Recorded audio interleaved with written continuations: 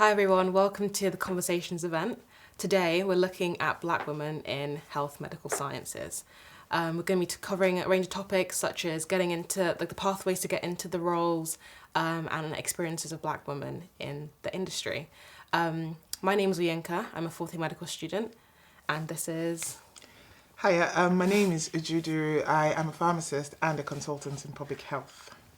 Hello, I'm Boye Sonwolu and I'm GP in Leicestershire.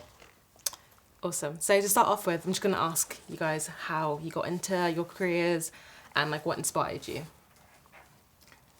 Okay, I'll go first. I'm sorry, yeah, you go first. I'll go first. My, if you like, venture into the health sciences started from when I was young, really, in the sense that I read this book by Dr. Ben Carson called Gifted Hands. And, I was very inspired by it. And I thought, I really want to be a doctor.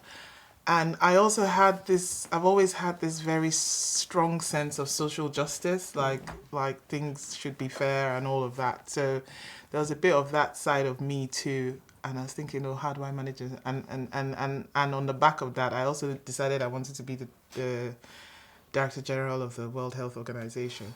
And so with those two things in mind, I thought, okay, maybe I should do medicine. And then when I do medicine, and then I would work my way up through the ranks and get into WHO, etc., etc. And that's how I got into it. But, so when I went to take the exams to get into medical school, I didn't make the cutoff for medical school for the school I wanted to go to. And so I was like, so what should I do then? And so my auntie is a pharmacist. And she thought, I'm doing really well with pharmacy. Go and do pharmacy. And that's how I got into doing pharmacy. So here I am today. Nice. Awesome. And what about you? Right, so my story goes back to primary school period. So I remember having three people in my life at that time. My family doctor, who was like a family friend to us as well. Then my uncle was a dermatologist, and my another uncle who was an obstetrician and gynecologist. And I remember writing essays at primary for I want to be an obstetrician and gynecologist. And I always felt that I could help people, and I had this passion, and I loved biological sciences. So luckily, I had teachers who motivated me that direction as well. So and although I had some discussions along the way, I remember my dad calling me to say, do you really want to be a doctor? Because he felt that at some point in my life, I might have to choose between family life and my career. And he mentioned, why don't you think about being a pharmacist? But I just stuck to my guns then. And luckily, here I am, still a doctor. Nice. I guess to talk about me as well. So like I said, I'm a fourth year medical student. And interestingly enough, I didn't actually want to do medicine for a long time. It wasn't a thing that I thought I was going to be when I was younger. I actually wanted to do something more artsy. So I did 4 A-levels, so art, biology, chemistry and maths, thinking I might be an architect possibly. I wasn't entirely sure what I wanted to do, but I did know that I really liked biology, the human body, learning about it. That was the one science I really enjoyed. It wasn't until I did some work experience in both. So I went to a hospital for 1 day. I went to an architecture firm for a week. And I was like, no. Architecture just was not for me. I did not enjoy it at all. I was looking at the clock every 10 minutes. Seeing it was a good experience. And I really appreciate the fact that I got to do that. But I just loved the hospital feel, seeing patients, doctors interact, things like that. I just applied for medicine. Good. Yeah, it's a good time. So, how would you say, being a woman has impacted the way you are treated or the way you interact with this kind of field? That makes sense. Does make sense. I suppose there's many ways to answer this question in my mind, because obviously being in this part of the world, in the UK, is significantly different in terms of how you are seen and approached as a professional in your own right versus being in Nigeria, where I grew up, for example. I'm sure you grew up as well. Because in Nigeria, which is kind of again, goes back to what I said in my introduction. I've always been a very feisty child.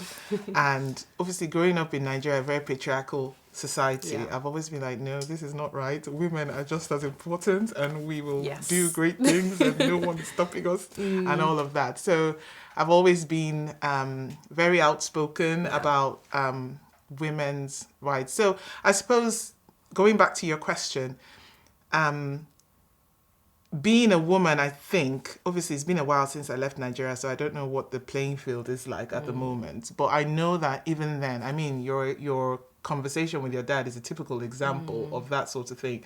Like, oh, don't be too busy because you need to look after the children. Well, who says you can't look after the children and Right. be your best self as well? Yeah. Those sorts of conversations you wouldn't have as much in this part of the world because obviously it's a different dynamic here. But obviously there's also the issue of race on this side of things where you then talk about like the fact that you're not the typical profile of the sort of person they might want to see. I mean, I don't know what your experience might be in the workplace, but sometimes people come to you and like, oh, I want to talk to someone that can speak English. And you're like, okay. Yeah. I didn't realize I was speaking French, but what can I say? Yeah. So it's a different type of challenge. Yeah. But I suppose, I don't know, because obviously this is going online, I don't know who's going to be listening. I don't know where they're going to be listening from. All I want to say is that, you know, it doesn't matter whether you're a woman, whether you're black, just be your best self. Like Boye was saying, she stuck to her guns regardless of what everyone was saying. If you're convinced and you know what you want to do it. Yeah. And damn the consequences. Just do it. Yeah. That's what I would say. So I've gone on to give some advice, but I suppose coming back to your question, it's not really, I wouldn't say it's really affected me or stopped me because like I said, I've always been quite feisty and I will push if I need to. Yeah. So That's good. that's it. It's actually interesting to mention that because we were talking earlier before the whole interview started, and you were saying how you had some experiences a couple of weeks ago. Yeah. If you want to talk a bit more about that. Yeah, so I was saying that my typical week, I have at least one experience of somebody asking, are you a doctor? Even whilst I introduce myself as Dr. Sonwolu. And then you hear questions like, when did you finish from medical school? I want to see the doctor even after introducing myself. So I think generally the way the world, probably 50 years ago, everyone saw the typical doctor as a man with a tie wearing the white coat. And for some reasons now we have more women in the medical field, which is a good thing to say. If you're a woman and you're thinking of coming into the medical field, that in itself, statistics show that there are more women there. So you shouldn't be deterred by what people have said before, because there are more women now in the medical field. Yeah. I mean, the other thing is, in terms like Uju said, you can still be a woman in the medical field and still balance it with your family life and other things you still want to do. So there are many people there at the top of their career still doing that. And coming to the challenge with the race, yes, of course, I know back in Nigeria, there's some things I wouldn't experience and now I would experience. But I think early on in going through even from high school into medical school, then coming to the UK, I've always been at that experience of challenge, either through my sex or through the race. So going through medical secondary school, I was the only girl in science class. Oh, wow. So, and I was like that still, what equivalent of is that year 10 to year 13. Wow. Yeah. So I lived through that. Wow. And then medical school, I remember when people looked at the report sheet after every 8 weeks, and boys would find out, oh, who's that? Because we had what we call a dunker line. So that's the line which is the average. So if you're above that line, you've You're passed. right. If you're below that line, you're... And when people see my name, like, come down, they're, who's that? So I always had that. And I could be there standing and they would hear those conversations. Yeah. And coming here as well, I mean, there were instances where on the ward round, it will be like 2 or 3 black people on the ward round. And you could sometimes see it on the face of the patient, like, what are you people doing here? Yeah. But I think along the line, people got your skills and your professionalism, and people know Your I mean, when you know your stuff, Yeah. really, Yeah. and gradually things begin to fizzle out, and Yeah. people start encouraging you. You feel you can just move on. It Yeah. doesn't matter. Yeah. I think, oh, go for it. I was just going to step in real quick, if that's okay, because I was reflecting on what we've been saying so far, and I thought, well, actually, truth be told, sometimes, particularly I think in medicine, sometimes certain specialties are quite tricky, especially for a woman, particularly if you've got children and Yeah. family commitments and Yeah. stuff like that. So let's not lie, it can be tricky. But where there's a will, there's a way. And like we've all been saying, don't let that stop you. Yeah. There are people, women like you, have walked that path before, and they've found a way to make it work. Obviously, some people have done it well, some people have not done it so well. Find those who've done it well and Yeah. find out how they've done it Yeah. and do it. Because yes, some specialties, some situations might mean that it's harder to be able to cope. Yeah. But there can be a way. Yeah. You just need to find it. Yeah, I guess that's why conversations like this are so important. People like hearing Black women's experiences. It shows them that it actually is possible, and making that known. I was just going to say, actually, it's interesting. So obviously, you were both born in Nigeria and then came to the UK. Me as somebody who I moved to the UK when I was 5, so I've basically been raised in the UK. It's interesting because to everyone I'm Black. That's kind of the first thing people see when they look at me. And I think, like you were saying, with people always assuming that you're not a doctor, I feel as though because I have that perspective, sometimes going to clinical situations, I'm just like a bit apprehensive, especially if it's like somebody who's of an old generation who may be white. I'm just like, oh, are they gonna not want to talk to me? And you can almost get a kind of imposter syndrome that am I meant to be here? Am I like, can I take up this space? But I think, like you're saying, that we're all, I hope, like qualified people who've done the exams, gone through education, and you guys obviously you've had years and years of experience. You're meant to be in that space, and people should respect your knowledge and respect your abilities and things like that. So yeah, I think Absolutely. Yeah. You've earned it. yeah. exactly. Yeah, and I think, like you said, it's the knowledge as actually something like we're doing today will educate somebody out there.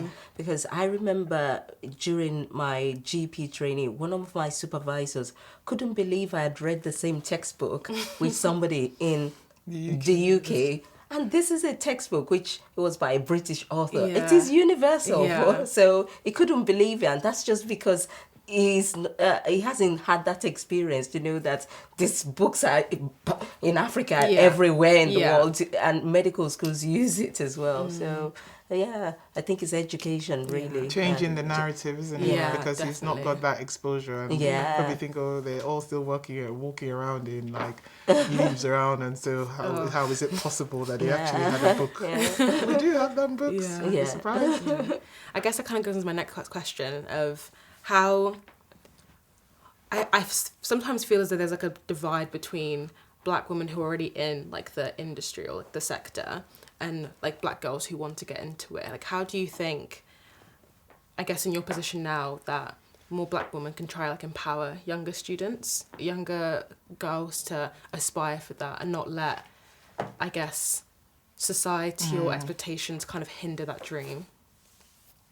I know it's quite a deep question to throw No, in but it's an there. important question because I've just noticed I've been going first all the time. Oh, You but go no. first, babe. Go on. Yeah. So I think there's some myths out there. Like when I came to this country, people would say, oh, if you're a Black doctor, you will find it difficult. In fact, it's interesting that when you're applying for those exams like PLAB, it tells you that there's limited jobs in the UK. Have you made up your mind? Are you really sure? You get those prompts coming that, are you really sure? So sometimes, number one, yes, there's some evidence to show that some people have had it difficult. Some people have failed exams but I would say don't let that put you off. Okay, so yes, there's some people have had the bad experiences, but that doesn't mean you can't do it. Okay. And the other thing is, I feel that with these exams in terms of the conversion courses, take for example, training in Nigeria is different from the UK. You get more of tropical diseases there, and some of those diseases which I read in textbooks and actually didn't have hands-on experience. When I came here, the theoretical knowledge helped me when I came here to actually put that into practice when I saw the real patient. Yeah. So there is always a way of adapting along the line. It may not be an easy ride, but you will get there. Yeah. Absolutely. Yeah, you will get there. I suppose a few things from my point of view are, first of all, again, it's going back to you, because your biggest enemy is you. And as long as you can decide and determine in your heart, in your mind, that, look, this is what I want to do and I'm going to do it, come hell or high water, you're halfway there. That's how I see things. And therefore, that for me is the first step in the path. Obviously, Boya talked about, issues for people who might be migrating or, trying to move from whatever country, Nigeria, wherever you're coming from, over here. But I think also in terms of people who might be here as well, young girls who might be here and thinking, well, can I actually do this? Do I really want to do this? Don't listen to your teachers. Let me start from that. And I say that very carefully. Obviously, you should listen to your teachers. But what I mean is, because of the way the system here works, sometimes, obviously, they depend on your teacher's reports to kind of give you an assessment of how well they think you're doing. But again, as far as I'm concerned, nobody knows you like you. And if you feel that this is something you can definitely do and you've put in the effort, you've got family support and stuff around you to help you, go for it. The other thing I would say is, because you asked how can we help, I think what we're doing today is really great, because it's something that people can look back on and say, oh, who knows, maybe it inspired them, like that book inspired me. But also, I think that us in these positions where we are now, being given opportunities to people. You were talking about having the opportunity to shadow or visit or whatever, and I thought that's fantastic, because you lived it, and therefore it helped you decide whether that's what you wanted to do or not. And I've been very conscious in my life and in my work going forward, because someone's done it for me as well. And she just kind of said, okay, let's just put some meetings in. We'll do some mentoring. I'll do some coaching just to help you to work through kind of how you manage things at a more senior level at work and all that stuff. And it's been amazing. Because she's a woman of colour, she's Asian. She knows the challenges, she knows the pitfalls, the issues basically that we face. And when we talk, we're at the same level because we understand each other. And that was amazing for me. And I'm like, yeah, I'm going to pay it forward. So I think we also need to be conscious about paying forward. And even if it's not been done for you, well, set the trail the blaze, or how do you say it? Yeah, be a trailblazer, do it. Open the doors for others, because that's the other thing I find in our community. Apologies if I go off on a tangent, but sometimes we are very insular, and everyone's just like, as we say in Nigeria, on your own, or you're just going off, as long as everything's rosy with me, I'm fine. But no, we need to think about others, because we grow by lifting others up, right? And so we need to be conscious, even no matter how successful, no matter how well things are going for you, always think back in your mind, well, what can I do to help with people that are still further down the ladder? How can I help? It might not be anything great, but it might be just, I don't know, maybe opening a session to someone to come and shadow one day when you're doing work, or having a few meetings with someone, or, just... like being available to help. Where there's a will, there's a way. I think... Just to reiterate Uju's point, I think even if you don't have somebody physical who you can go meet as a mentor or who's been through that pathway before, have a look on social media. So things like, you will see things like Nigerian doctors doing this, Somalian doctors doing this, Somalian pharmacists. There's always one group or a blog there. Yeah. So have a look at it and you can join as well. Yeah, definitely. I guess kind of going along the same lines of like trying to help people. I know you both came to the UK. How how was the transition? Like, how did you like do the exams or get the jobs to get here? What was the process like, essentially? Right. Okay. Who Would wants to you go go first? first? Yeah. How's transition like? I mean, for me, it took me a long time to decide that I wanted to transition back into pharmacy, because I had started on the public health journey. That's how I came here first, because I like I said, I trained in pharmacy, but then I quickly realized this was still not what I wanted to do with my life. And I wanted to have more of a social population-wide impact, Yeah. as opposed to just individual patients' impact. Yeah. And so I Googled, as you do, and I thought lots of public health was coming up, public health, and then WHO was coming up with public health. I thought, yeah, we still need to get to the DG of WHO. So, all right, I'll go into public health. So that's how I did. And I came here and I started and I got a job doing something I really loved. So I was quite happy doing what I was doing.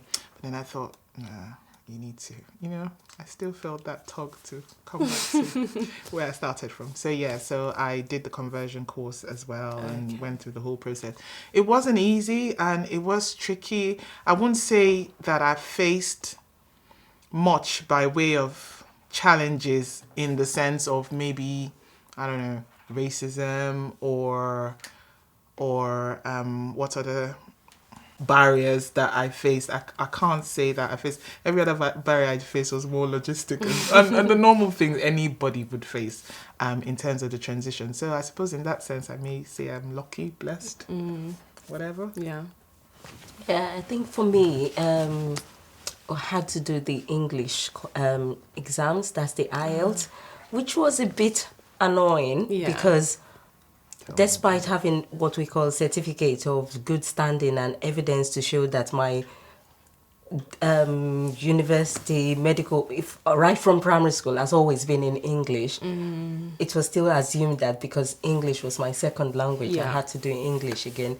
So that took me, and each of these exams, so you do the English exam, do a PLAB 1, do a PLAB 2. PLAB? So PLAB is the medical conversion course. Okay. So there's the theory one and there's the practical one. Okay.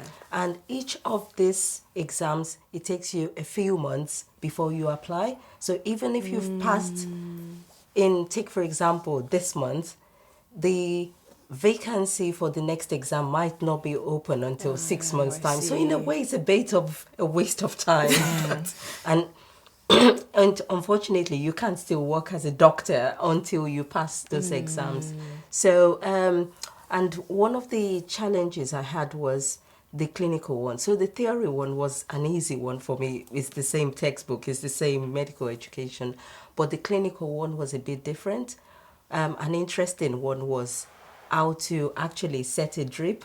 So the style which I remember in Nigeria, we used to be very proud of my university. We had a butterfly style of putting a drip. Yeah. And when I came here, there was nothing like that here. It wasn't a plaster. It was actually a tegadem. What's this? So I had to go to a course to actually learn those things. I spent some money doing that and to learn how things are done. Learn a bit of the language, the tone of the language. So the way we speak in Africa, where somebody actually thinks that you're being aggressive, whereas we're not being aggressive. It's just the voice, it's just the tone. Yeah. The body language is different. So you had to learn and encode the soft bits of the culture here whilst doing those clinical courses. And I would encourage people that don't assume because you're coming from a country where you've qualified as this. There's some of those things that medical school wouldn't teach you. So put yourself forward to go for those clinical courses because you will learn those things like body language, the tone, or what's all those very soft things, what they mean to a British person. And that can be the margin between you passing and failing a clinical exam. Because that's one of the challenges that people that international medical graduates have got, that they don't do very well in the clinical exams compared to the theory exams. So the other thing is, which is a mistake a lot of people who come internationally make, is don't practice for these exams with people like you, if possible. Make sure you've got a mixture, because how can you learn a different culture, if you're still learning with somebody who you've come from the same background, Yeah. it's just a recipe for disaster for that clinical exam if you're still doing that. So try to blend it. So have a variety of people from either from Europe, from have a variety so that you've got a benefit of your own of mixing up with somebody else in that during those practical sessions. Yeah. Okay. Sure. Do you have any questions for me? I just realised I've been asking loads of questions. I don't know if you guys have any things you want to ask as well. Well, I was going to ask you, how did you get into medicine? Because obviously it's quite difficult to get into, and there's a lot of issues, at least this side of the world. Yeah. So yeah, How did tell I get us. into it? Yeah, so like I was saying, I didn't really know what I wanted to do until the summer of year 12, so the last 2 years of secondary school. And I kind of had to make the decision very quickly because the way it works in the UK is that depending on which university you go to, you do exams called UCAT and BMAT. So UCAT is for basically the majority of the universities in the UK, and BMAT is for Oxford, Cambridge, UCL. There are a few other ones, you can Google it, I can't remember, it was 4 years ago. So I had to decide quite quickly that I wanted to do medicine. So once I decided, I basically spent the entire summer revising. And I was going to say, there's one book I recommend if anyone's watching and wanting to apply for medicine. It's called How to Get into Medical School, and it's like a really thick book that has like 5,000 questions. I just went through everything. So once I did those exams, the UCAT was in, I think mine was in August, but it goes from kind of like June to August, September. And then BMAT is around the October time. So October time of year 13. So I did those 2 exams. I applied for university, wrote a personal statement about why I want to do medicine, and did all the cringy, I want to help people, which is true, but obviously everyone says that. And then it kind of goes towards the interview stage, basically. The thing for me, actually, my experience is quite different because for medicine, you can only apply for 4 universities. And the 5th one is anything that's not medicine. So it could be like pharmacy or biomedical sciences, that kind of thing. But I didn't really want to do anything else, so I just applied for 4. But 3 of them rejected me, which is which is difficult. And what would normally happen is they would give you an interview letter, you'd go there, do an interview, then you'd get an offer, you wouldn't get an offer. I got an interview for some places, others just rejected me outright. But for Nottingham, I got an interview, went to the interview, it was like almost like a clinical exam, so you had different stations and went around, you had to like, one of them, you just had to do different scenarios essentially to kind of see how you respond. So that was one type of interview. Other types of interviews are more kind of, you sit behind a desk and 2 people ask you questions back and forth, that kind of thing. So I did that type of interview, and then I got the offer, did my A-levels, and then started in September. But obviously medicine isn't always straightforward for everybody. Some people do foundation year and then go into medicine afterwards, or take a year out, do some work experience, and then go into medicine. Or they do a whole different degree and then do graduate entry medicine. So there's like so many different options now and different pathways. But yeah, that's the general gist of someone who kind of is born in the UK or raised in the UK at least. Okay. Yeah. Just for the benefit of somebody who's come from Nigeria, Yeah. maybe at the level of A levels. Okay. In Nigeria, we used to say there are 5 subjects which you need to pass to get into any of the medical or health science profession for university. So it's English, maths, physics, chemistry, biology. So 5 subjects are the core subjects. Yeah. In the UK, what's it like at A levels? I mean, for somebody like that. Yeah, that's a really good question, actually. So for most universities, it's interesting because I don't know how relevant chemistry is to medicine as like a degree, but chemistry is the one compulsory one that basically every university asks you to do.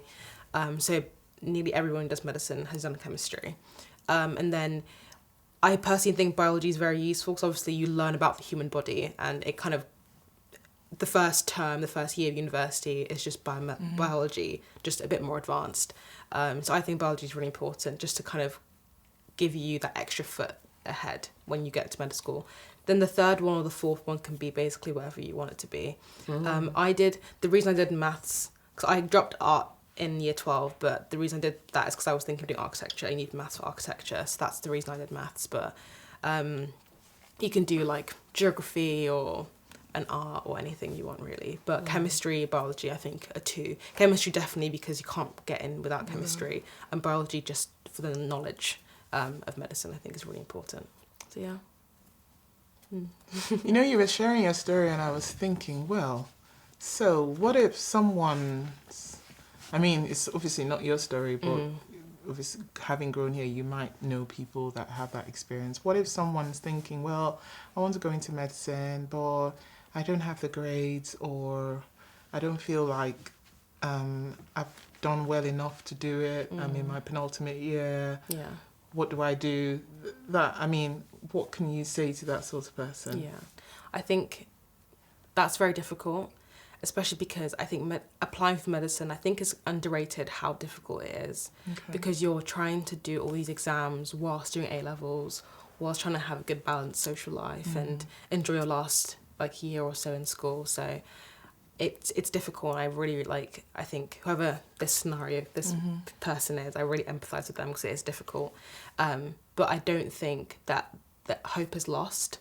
Like I was saying, there's some universities offer foundation medicine. So it's basically just an extension of A-levels. You do an extra year and then you start the medical degree afterwards. So it makes it slightly longer, but it gives you that transition year, which is good. I know some people, it's called clearance. So when you get your results in like October, June, you can call like the clearance and they can see if there are any like foundations available, any like extra spots in different universities you can apply for.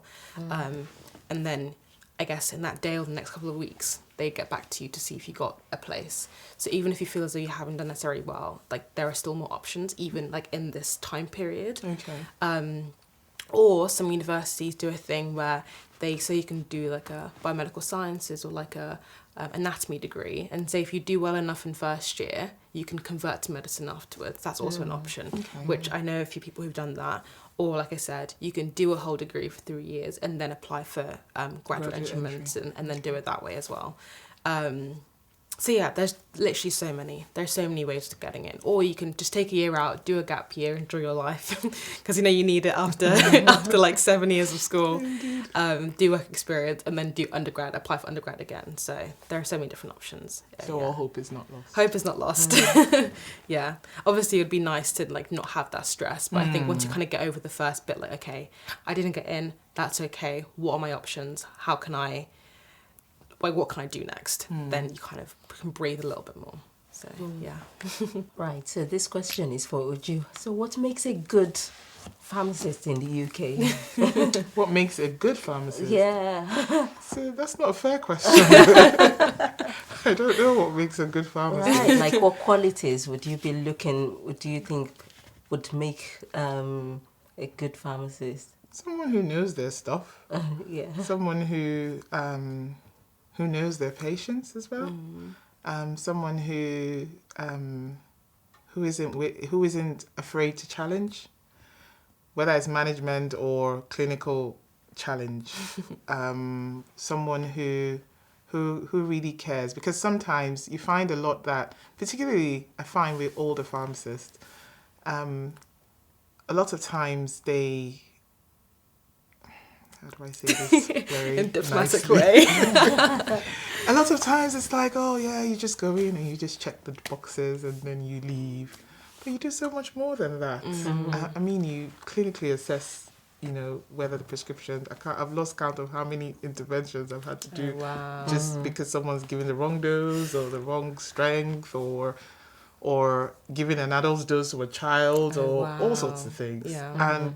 And sometimes you get all sorts of reactions. Sometimes you get doctors barking that, oh, I am a doctor and I know what I'm saying. And you're like, all right, well, let me remind you. This and that. So it's a mix, but I think you just need to be willing and able to, you know, challenge and to look out for your patients. So I suppose why I went down that route of older pharmacists is because it's more than that box. It's the person at the back of that box, if that makes sense. And sometimes in front of you, if they do come to take their medication. And obviously, if you're working in the hospital, I suppose that's a different experience from working in community, which is rewarding in its own sense, because obviously you're part of an MDT and multidisciplinary team. Medical jargon. It's everywhere. And you can see yourself literally inputting into the care of your patients, and you can see them improve from when they come into when you're finally discharged and stuff. So yeah, I think that would be my thing for what makes a good pharmacist. I hope I've answered the question. Yes, Just out of curiosity though, whilst we're on the topic of pharmacy, so when you converted to pharmacy, how does that work? Do you have to do placements as well, or do you? Okay. So you have to do the course, which is 9 months, and then you have to do a placement, which is a year long. Okay. And then you have to do an exam. So there's lots of hurdles which you have to cross. And of course, you have to do the English test as well. I just didn't talk about that.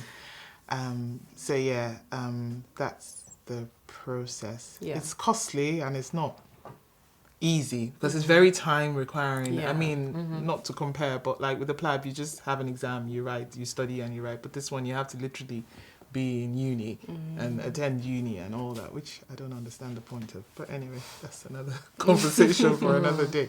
But yes, that is the process. So exam, so English exam, uni, placement, exam again, and then you're in the register. That's how it works. Nice. And so you can kind of choose where you work after then, basically. Oh yeah, the world's your oyster. You can do whatever you want. Nice. And in case anyone's out there listening, there's industry, there's hospital, there's community, there's GP surgeries, there's research, there is, what else is there? There's loads, man. There's pharmaceutical technology, particularly with robotics and AI and stuff. It's amazing stuff you can do now, if you're interested. Yeah. That sounds cool. And I know you're a GP as well. Yes. And so after you said you did foundation year, we had, again, discussion before starting. So you did foundation year and then went into GP? Yes. Yeah, how did that work? So the foundation year is 2 years. Yeah. And then GP training is for 3 years. So from graduation, you've got 5 years before becoming a GP. Yeah. Which includes, so the GP specialty training, it depends on which area it changes, but usually 4 to 6 months in core departments like A&E, pediatrics, psychiatry, public health. I think A&E and medicine are the most important one. They usually want everyone to go through. And then after 3 years, you do the exams, the clinical exams, and then I forgot to mention, you do a theory exams first. That's called AKT. Excuse me, please. And then you do the clinical exams at the end before getting your certificate of completion of training. Okay. Yeah. Oh, nice. So just And there are lots of things you can still do even whilst being a GP. You can extend your interest in women's health, geriatrics, dermatology. This, I think, just like with any part of health sciences, there are loads of things you can specialize in. Yeah. That's cool. Really interesting. Yeah. And how have you, I guess, like found being a GP in terms of, obviously after you finish training, so you're a locum now. So what inspired you to kind of like do that kind of branch of being a GP? Right. So I started being a salaried GP, but family circumstances just meant I needed more flexibilities, and that's why I'm locuming at the moment. The life of a GP, I wouldn't rule out the fact that it can be stressful, like most medical courses. Yes. So I mean, especially given the fact that a patient's appointment is 10 minutes and you never know what's coming through the door next time. And 10 minutes means that 18 patients in 3 hours. So you have to be switching in between diagnosis between every 10 minutes. And 10 minutes doesn't mean that everybody will be 10 minutes. There's some things which will take longer. But I think it's trying to manage your work and life, so that work-life balance, which the NHS is doing a lot as well to help people in the medical field, especially with the mental health, since the pandemic, which has made things a bit worse. So one of the ways I try to manage my work life is through exercise. Not necessarily because sometimes if I have to see 18 patients in 3 hours, I need to be on my sits for the 3 hours, which is no exercise. But even the little breaks, like avoiding using the click button to call a patient and actually going out there to walk. So those are one of the things I do. And then weekends, if I can go on a walk, or there's this, and there's actually things like counseling out there for people in the medical field, NHS counseling, which is free. So if you're getting worked up with the job, there's help out there for you as well. Oh, that's really, I didn't know that's the thing. That's really interesting. I was just going to say, my placement I've just been on, I finished yesterday. I was GP, and I don't think I've ever had a 10-minute consultation, half an hour or 20 minutes. I've had one that was 15 minutes. That's probably like the fastest I can do. But yeah, 10 minutes is like unrealistic. So I don't envy you at all. Actually, I was just thinking as we were talking, in terms of public health, obviously in the past couple of years, there have been conversations about how, I guess, Black people or non-white people are treated in healthcare. Especially like specifically like Black women and pregnancy and things like that, and women dying unnecessarily. Like, how do you think, in a public health perspective, how do you think that can change in the future, if it can change? I'll start by saying that you know me, nothing's impossible. don't say no. Just keep pushing. I'm being pessimistic. Sorry. But I think that there is that recognition. I mean, there's just the Ockenden report that just came out. How many months? Maybe a month or two ago. Just looking into that and talking about the findings around that. I think there again, like I said, there is that recognition. There is that focus on, okay, so this is what the report says, these are the findings, and of course the recommendations. As with everything, whether it's what's that GP again, the one that I can see his face but I can't remember his name, the one who did the autism and the MMR.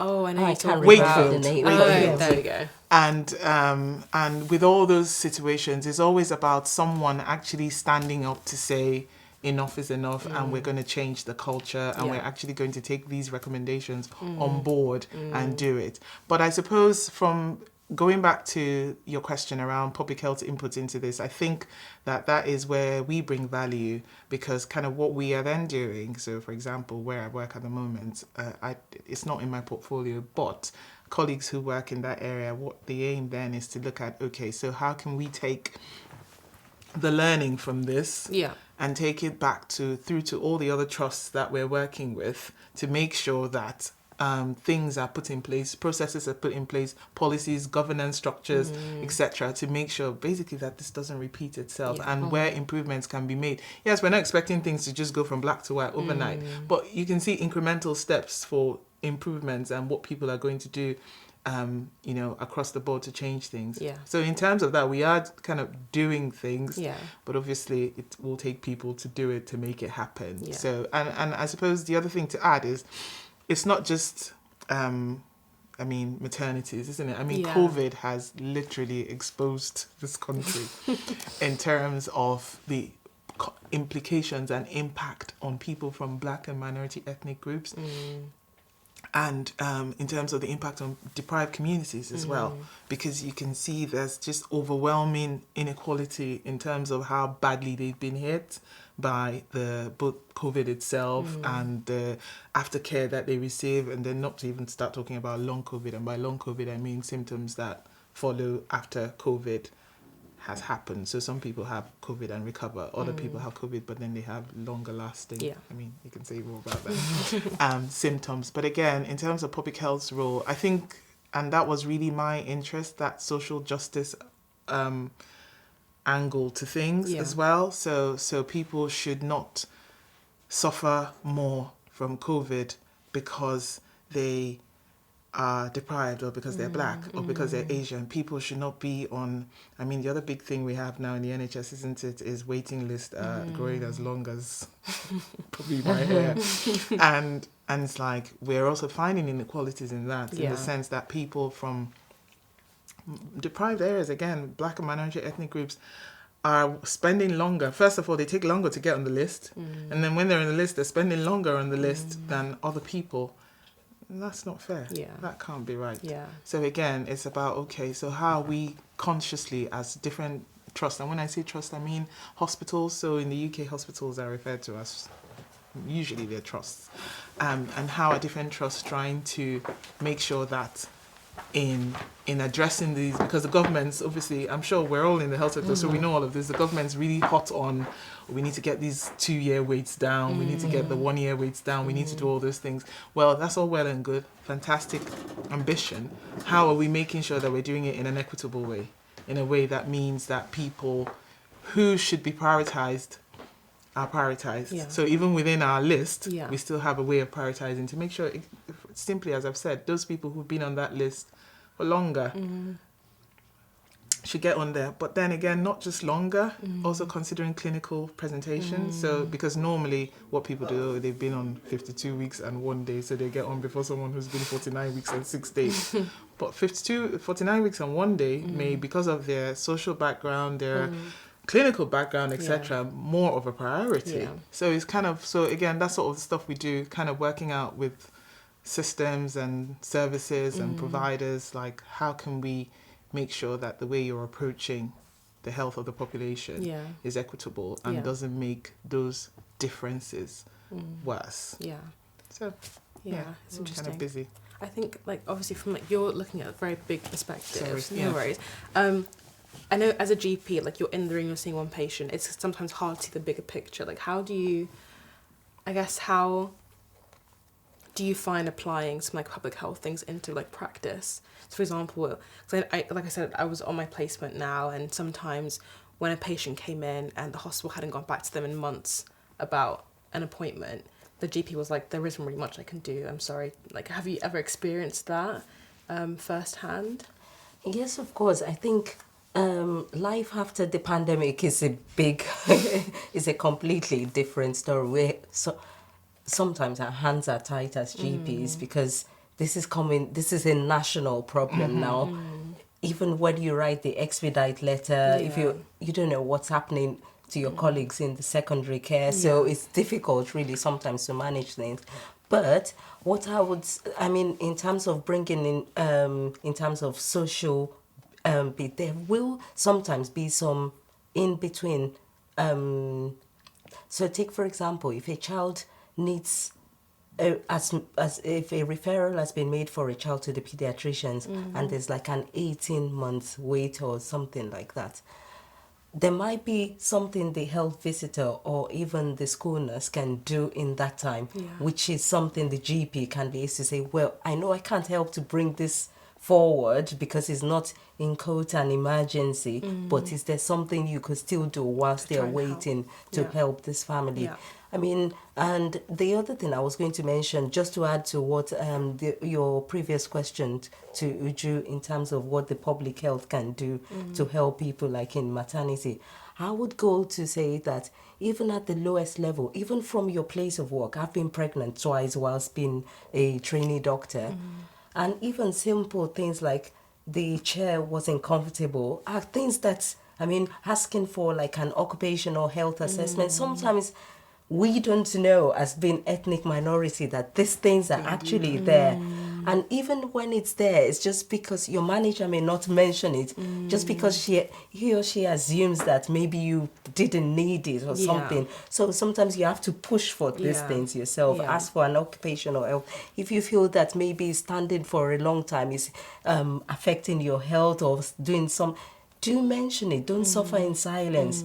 And because sometimes it's because we're not seeking this help, asking for help. That's why some of us suffer. Okay. So the other thing in terms of coming down to the grassroots as well is things like, if you find that there's a trend here, have this whistleblowing. So if you know you can, there will be somebody who at least, it may not be your direct line manager, but there will be somebody there which you can mention. You've noticed the trend. Are you being treated unfairly or somebody who can, and please do make sure you You write write it it. down. Yeah. Please do make sure, Yeah. because if you don't write it down, at least, even if you've mentioned it to somebody, even if it's a diary, just Yeah. write it down. You Yeah. spoke to somebody, because it may be required later Yeah. in the future. Yeah. That's really good advice as well. I think it was like what we were saying earlier about like occupying space, like in a healthcare setting or in your job, like you meant to be there. Similarly, I feel so like Black women, ethnic minorities in the UK, they have the right and they have the voice to say, actually, this isn't right. I want something to be done about this and speak up about it. I think that's really important to kind of like remember like the power you actually do have, and don't let I guess those negative experiences hinder you from speaking out and things like that. That is really important. It's really, yeah.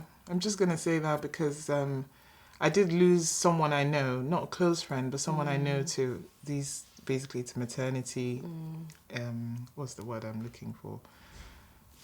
They were just not very good. And yeah, she did die in this country. And it is quite sad, isn't it? Because that's a life who's not here for her children, very young children anymore.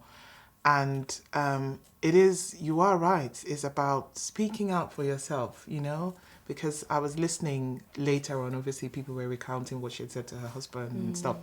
And it's like, oh, she felt she wasn't being looked at. She felt she needed to be assessed, but she was like, oh, can I say, can I not say? And all those sorts of things. Yeah. And who knows, maybe if she had shouted a bit louder or she might still be here with us today. So I totally agree with you. Like, don't be scared, you know, speak your mind. They may hate you, that's fine, but do what you need to do at the time. Yeah, it's like life and death. Yeah, things, actually, yeah. essentially. Obviously, at the time, you wouldn't think it is, but very quickly it can go can down. develop like that, yeah, Yeah. definitely. And it's interesting. Sorry, were you going to say something? No. I was going to say it's interesting because just talking about equity and things like that, I did my dissertation basically on like the ethnicity attainment gap at university. Okay. And one thing that we kind of found was, although there's like lots of widening participation schemes allowing more people to come into university, there isn't the translation to consultants and higher medical like positions basically,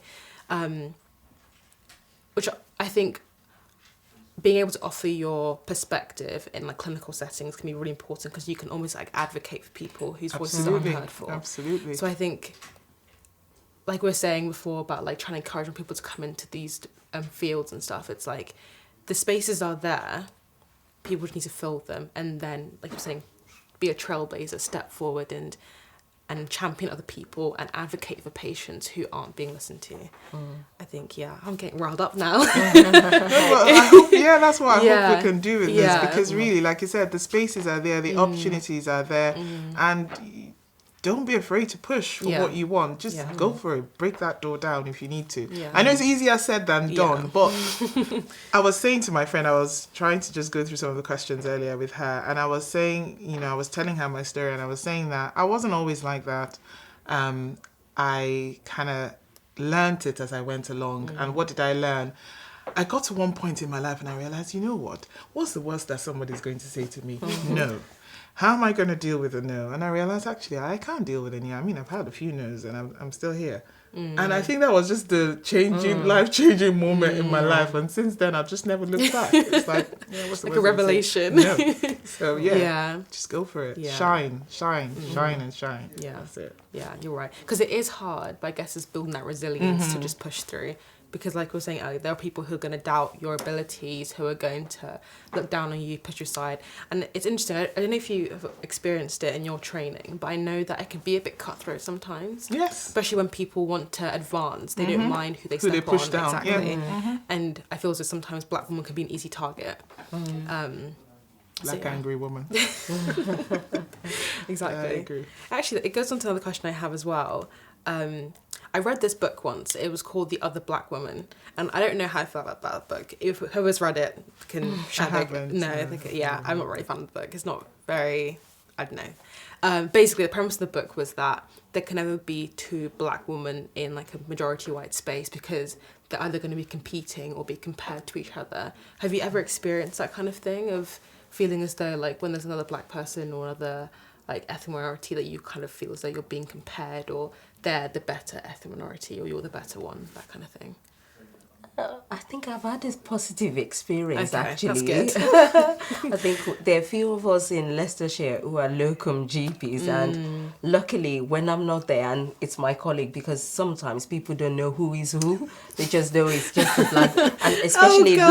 nowadays that we wear the mask, it's even more difficult to know who. So, but luckily we haven't, I mean, it's always a good feedback. So even if I'm not there, it's a good feedback from the other person. So we haven't put ourselves in trouble yet. Good. Yeah. Yeah, I'm glad to hear that. Have you? No, I haven't. Okay. I've sort of only ever been the only black person everywhere I've worked, it seems. So I've never Okay. been in that No, position. just interesting thing to think about, but hopefully as the future progresses, there'll be more variety Well, this is and diversity. this is what we want, isn't in it? workplaces, Yeah, so you won't be the only black people. Yeah, Okay. that's what we want. I feel as though we're coming to like a quite a natural conclusion Yep. to the conversation. I think. Thank you both. It's been really like insightful hearing you both speak and like learning from you and things you have to say. To hear from you too. That's you. great. Yeah, thank you. Yeah. And thank you everyone for listening and for joining our conversation and hearing what we have to say. I hope you found this useful. And if you want to find out more, I'm sure we're happy to be messaged or emailed or DM'd or anything like that. Or you can find us through BlackExcellence. Make sure you follow BlackExcellence on all social media platforms, Instagram, LinkedIn, YouTube, Facebook, all of the above. Yeah. Bye. Bye. Thank you.